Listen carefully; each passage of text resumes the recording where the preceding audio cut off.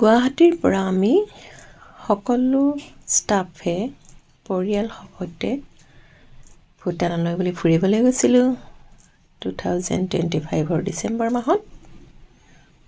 জালুকবাৰীৰ পৰা প্ৰায় 2-2.5 ঘণ্টা লাগে ভূটানলৈ। আৰু আমি গুৱাহাটী এৰি প্ৰায় 2 ঘণ্টামানৰ পিছতে তামোলপুৰ সোমাইছোঁ। তামোলপুৰৰ ৰাস্তা বাক্সা জিলা।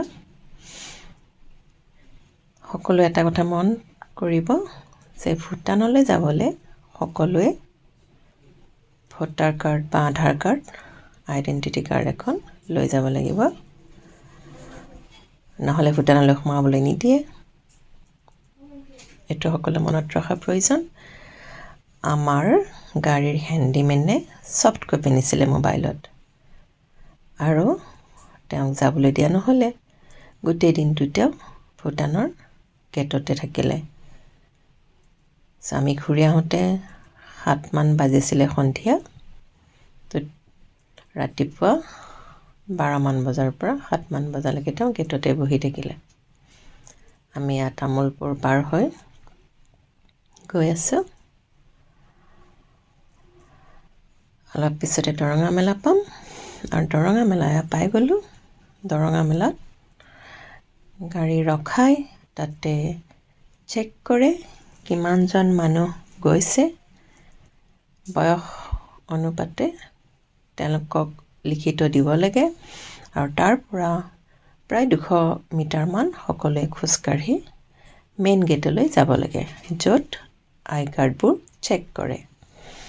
আৰু আপোনালোকে দেখিছে গাড়ীৰ দীঘলীয়া শাৰী, গাড়ী মানুহ সকলোৱে শাৰী পাতি আই কাৰ্ড চেকিঙৰ বাবে যাব লাগে। দৰঙা মেলা সকলোৱে এটা এটাকৈ গাড়ীৰ পৰা নামিছোঁ, আৰু এতিয়া খোজকাঢ়ি আমি মেইন গেটলৈ যাম। তো এটা কথা আচৰিত লাগিল যে ভূটানলৈ যাবলৈ আমি সকলোৱে এনেকুৱাকৈ শাৰী পাতি পাতি আই কাৰ্ড চেক কৰাই যাব লাগে, গাড়ী মানুহ সকলোৱে। কিন্তু ভূটানৰ পৰা যেতিয়া আমাৰ ভাৰতবৰ্ষত প্ৰৱেশ কৰে, তাত কিন্তু কোনো চেকিং দেখা নগ'ল। অৰ্থাৎ আমাৰ ভাৰতবৰ্ষখনত সকলোৰে অনুপ্ৰৱেশ ফ্ৰী, অতি সহজতে যিকোনো দেশৰ মানুহে সহজতে সোমাব পাৰে, যাৰ বাবে আমাৰ ভাৰতবৰ্ষখন এখন সমস্যাজৰ্জৰ দেশ হৈ পৰিছে। এয়া দেখিছেনে, দীঘল দীঘল শাৰী, মানুহৰ শাৰী, গাড়ীৰ শাৰী। ভুলক্ৰমতো আপোনালোকে যাতে আই কাৰ্ড এৰি থৈ নাহে ভূটানলৈ যদি যাব বিচাৰিছে, অন্যথা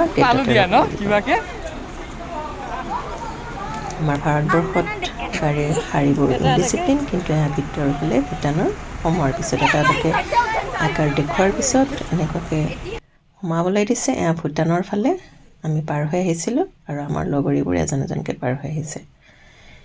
ভূটানৰ ভিতৰৰ ফালে কিন্তু সকলোবোৰ ডিচিপ্লিন দেখা গ'ল, যিটো আমাৰ ভাৰতৰ ফালে দেখা নগ'ল।